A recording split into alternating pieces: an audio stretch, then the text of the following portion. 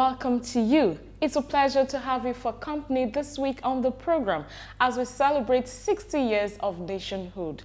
It's a time for merriment and, of course, sober reflections. Once again, welcome. On the lineup this week, first we join Faith and our guest, Sir M.O. Oyegule, the President and Chairman of Council of the Chartered Insurance Institute of Nigeria, CIIN, on the CEO Rendezvous, where they examined the challenge of training and manpower development in the face of the pandemic. Speaking during the interview, Sir Oyegule said that insurance companies that wants to survive must embrace technology to drive their operations. To take a listen. Without IT, I don't see how any insurance company can meet up with what is happening outside there today. So I expect, yes, we didn't envisage it, but the important thing is that you just have to adapt and survive. On this edition also, we will bring you a rerun of highlights of the College of Insurance and Financial Management Microinsurance Workshop that took place at the college campus at Asheshe Village, Ogun State. Welcoming participants to the 2 days workshop, the rector of the college, Dr. Mrs. Yeside Oyetayo, said that part of the ways to deepen insurance penetration in Nigeria is to encourage microinsurance business. To take a listen. So part of the ways or the strategy of ensuring that we can deepen insurance in Africa is to encourage microinsurance business. Plus, of course, all the other extras we bring you each week on the program. So sit back, relax, and enjoy the lineup. Details in just a moment. Please stay with us.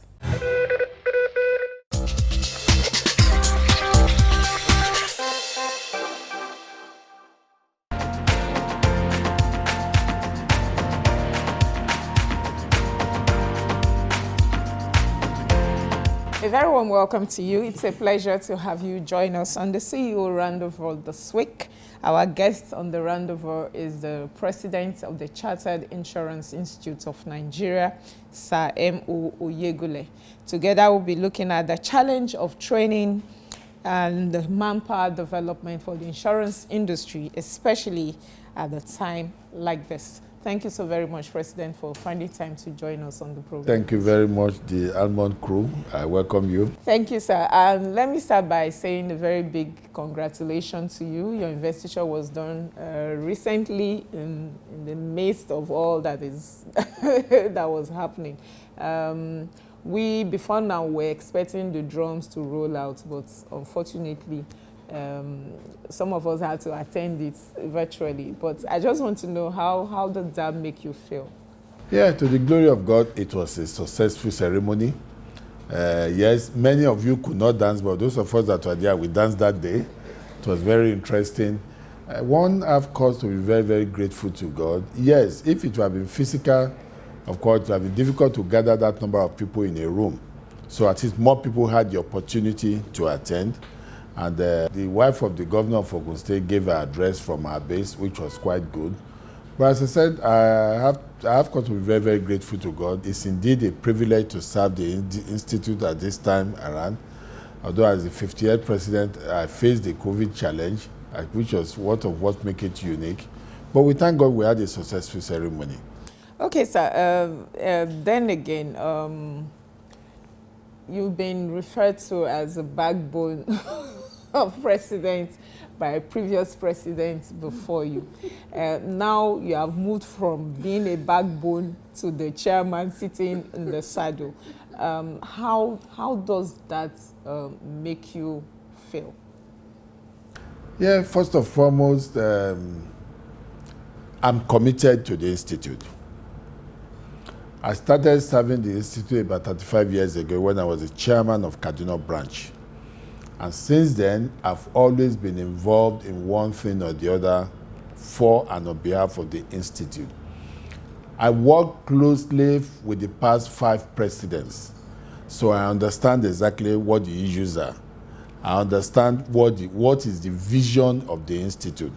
And I think now that the Almighty God gave me the opportunity to sit on the chair, I will try my best with my colleagues to make sure that we move the Institute forward. Since we know what the issues are, since we know what the vision is, I think we're in a good stead to move forward and make sure that we move the Institute to the next level. Okay, sir, you're coming in as the president of the institute at a very peculiar time in the business environment, not just in Nigeria, but globally, as a result of the COVID-19 pandemic. Many have said that this pandemic will reshape the business model of insurance. But my question is, in what specific way do you think that the industry will be changed? Before COVID-19, we started marketing insurance online. We started selling insurance online. But COVID-19 already moved the game to another level. Before now, physical contacts, visitation, presentation are major in our marketing programs. But now with what is going on that you cannot visit, that, or even if you are going to visit, you must limit the visitations, that even people don't even go to the office every day again. So a lot of things moved online. And so any company that is not ready for that is a loser already. So your people, your technology, your structure must be such a way that everything can operate online. You don't need to, you don't need to be physically present somewhere for the company to keep on going. So that's the major difference today, I would say. I mean, yes, we're working virtually before. Remote working was going on, but not at this level. Now, remote working is part and parcel of the structure of any organization today. So the game has changed, no doubt about it, because everything is moving online. There will continue to be little physical contact for a long time to come. So and we all just have to adapt to that. Okay, sir, would you, in adapting to that, would you say that the insurance industry in Nigeria is ready for that adaptation? Well, to be honest with you, was anybody ready for COVID-19? I would say no. But the important thing is any forward-looking organization knows that immediately the game has changed, you must move forward. I mean, let me use a typical example of CIN. Yes, before COVID-19, we're using technology, we're improving our technology. We've even come out with a proof of concept of the next level we want to go. We've invited people, they've bidded for it before COVID-19 came. So with COVID-19, we knew that, no, we can't go that way totally again. We have to up the game. You have to put in more money and make sure now you have a structure that can support what you need to do next, like all these virtual activities. So I'm sure the same thing applies to all organizations. No doubt about it. Even if you are not taking your IT serious before now there's no alternative, because it's a game of survival now. Without IT, I don't see how any insurance company can meet up with what is happening outside there today. So I expect, yes, we didn't envisage it, but the important thing is that you just have to adapt and survive. And adapt and survival simply means acquire the necessary technology, train your people to know what to do next, and continue to support them with necessary knowledge. It's not, money is important, but it's even more a question, it's more of knowledge now. It's more of knowledge now to survive in the opening world, because we have not seen the end of COVID-19. We still don't know how it's going to end. We have not seen the end yet. So everybody must be on his or her toes to make sure that you keep on learning what is going on and adapt your operations to make sure you survive. Okay, sir. I recently told a friend of mine that the whole palaver of this COVID-19 rests entirely on the insurance industry. So for an industry that is expected to be efficient, productive, flexible, and innovative, is there a database of staff's workforce in the insurance industry as at today? Yes, I would say categorically yes. And the yes is in two parts. One, between NIA and NICOM, every year they take a data of professionals in the industry. On our own side, we have a data of our professionals, because anyway, we are the one training them, we are the one churning them down, and every year members update whatever activities through the MCPD. They update whatever they are doing so that we know, yes, they've moved on or they are still in stable. So we have a data, and every year we still try to find out the structure of the manpower within the industry. That's what we do. And on a comprehensive basis, part of the program for this year, or for next year rather, is for College of Insurance and Financial Studies to do a study of manpower required in the insurance industry. Because we are more than other organizations, we needed more to know exactly the number, the training, and the program for our professionals. So database is available, but it's an ongoing thing, and we keep on working on it. Okay, sir. Has there been any research carried out by the Institute as the training arm of the industry to ascertain the current value of knowledge they are impacting in the industry's workforce vis-a-vis what is expected in the marketplace today? That's one part. There's secondly, as the Institute also adapted its syllabus to reflect current realities in the insurance industry. The first part of the question, yes, we keep on adapting, we keep on changing our syllabus in line with what is required. Don't forget, the council members are leaders in the insurance industry, and they are the people that determine. We have members of the examination committee, we have MCPD committee, we have education committee. Those are the people that determine what goes into the program, into the syllabus. And in addition, for every program we run, we get a feedback. Are we happy with the content? What are we supposed to add that is not there? What else can we do to move the program forward? So those are the immediate feedback we get on any program we run. But more than that, we still do a general survey, compare our industry with what goes on all over the world. I mean, the International Exchange Program is a very interesting program. I've attended some, and that is part of why we go to see what is happening in other climes, so that we can see what next can we do to move our industry forward. And College of Insurance, that's a good thing about it. That's why they are here. That's why they are there for us. They carry out research regularly. So we keep on improving on what we are doing. Then you mentioned the issue of syllabus. June this year, we launched the first set of domesticated textbooks for our industry. What that simply means is that what we've been using all along, we're able to adapt it to our local client to make sure that it covers presently what is going on within the country. And going forward, that's exactly the kind of pattern we are doing that for all our course books. All. We are going to review all.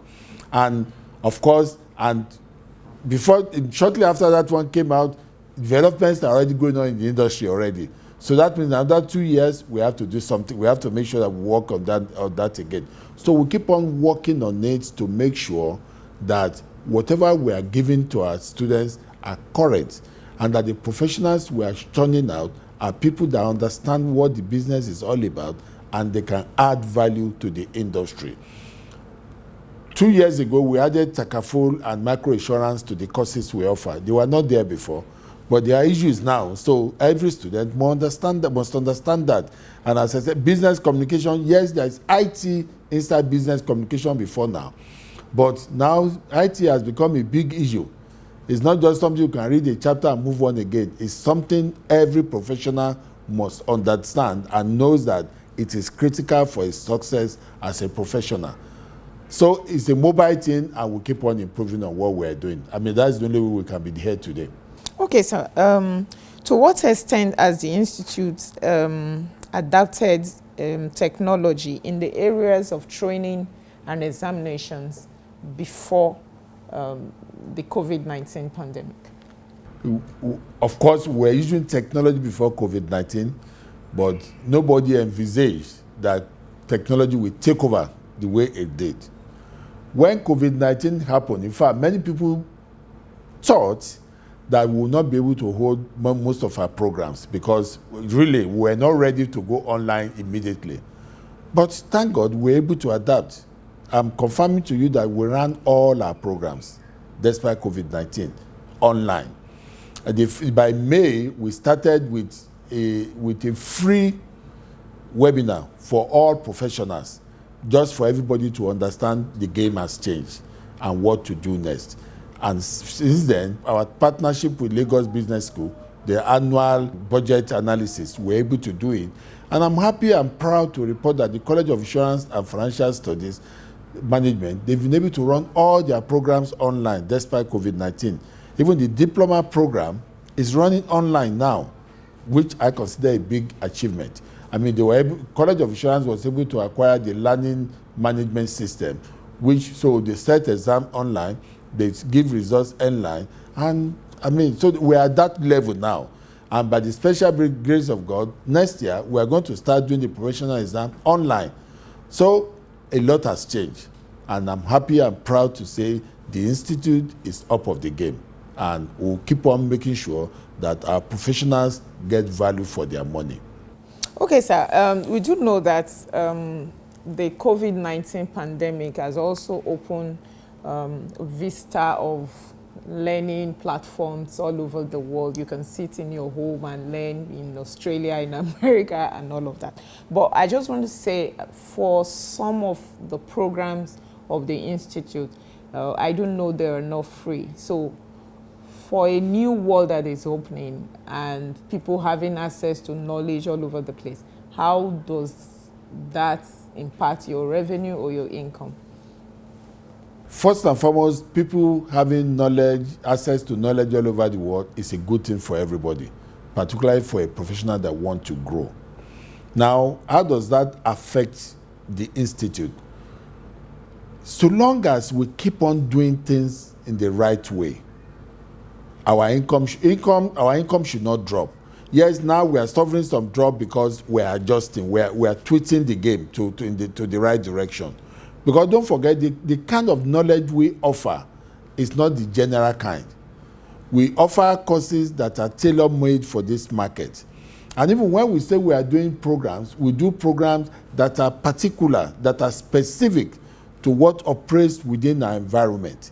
We use professionals, we use people that we know understand our market and can provide solutions to what goes on. Yes, there are knowledge all over the place, but ours is unique. So long as we keep on doing the right thing, I'm sure it should not affect our income. And we are competing with others, but we stand a good ground so long as we are doing the right thing to make sure that people keep on patronizing our programs. And that's the challenge we face.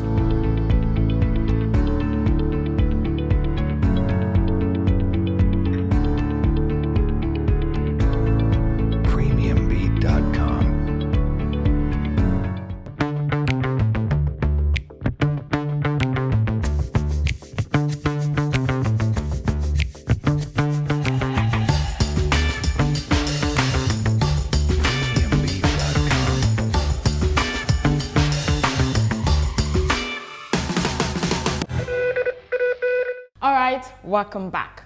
Moving on, we now bring you highlights of the micro insurance workshop organized by the College of Insurance and Financial Management. The 2 days insurance workshop was focused on managing micro insurance distribution. Happy viewing.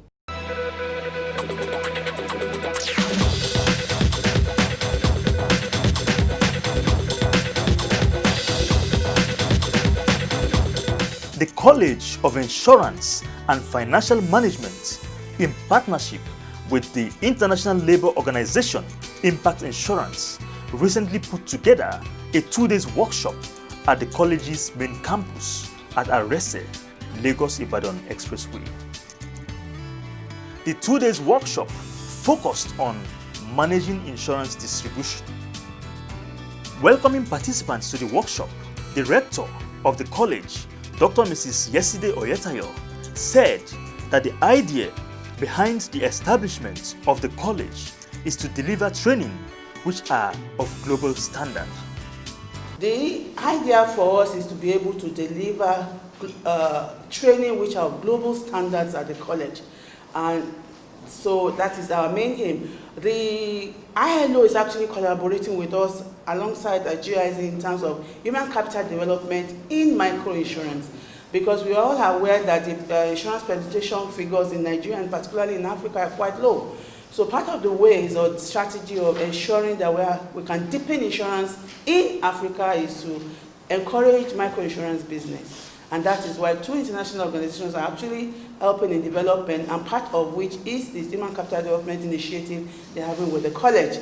As a distinct field of development practice, microinsurance is a relatively new phenomenon, although one can trace its history back almost to a century.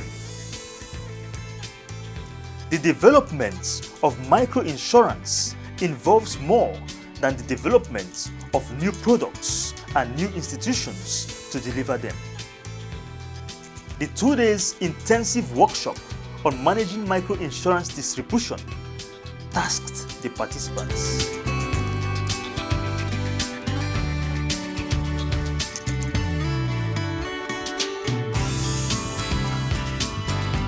Facilitators were Mr. Miguel Solana of the International Labour Organization, ILO, Dr. Musa Obalola from the University of Lagos, Mr. Paul O. Olayinka of HSD Associates, and a host of others.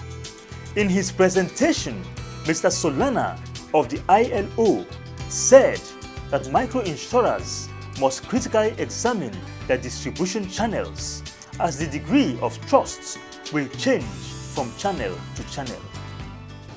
So sometimes you may have one of the things, but I think at some point the critical thinking that you need to be developing, where you're thinking about ideas, and now we're going to start sort of thinking about these ideas, is that these 3 things need to start happening. And scale will change from country to country. The degree of trust will change from channel to channel, and a little bit the degree of contact that a channel has with low-income people, or with different segments of the low-income people, emerging classes, will be different. There is no doubt that distribution channels is probably the biggest single constraint on microinsurance delivery to a larger percentage of low-income earners. Existing delivery channels often do not see opportunities in microinsurance or recognize the secondary benefits. For example, that microinsurance would make their clients more financially stable.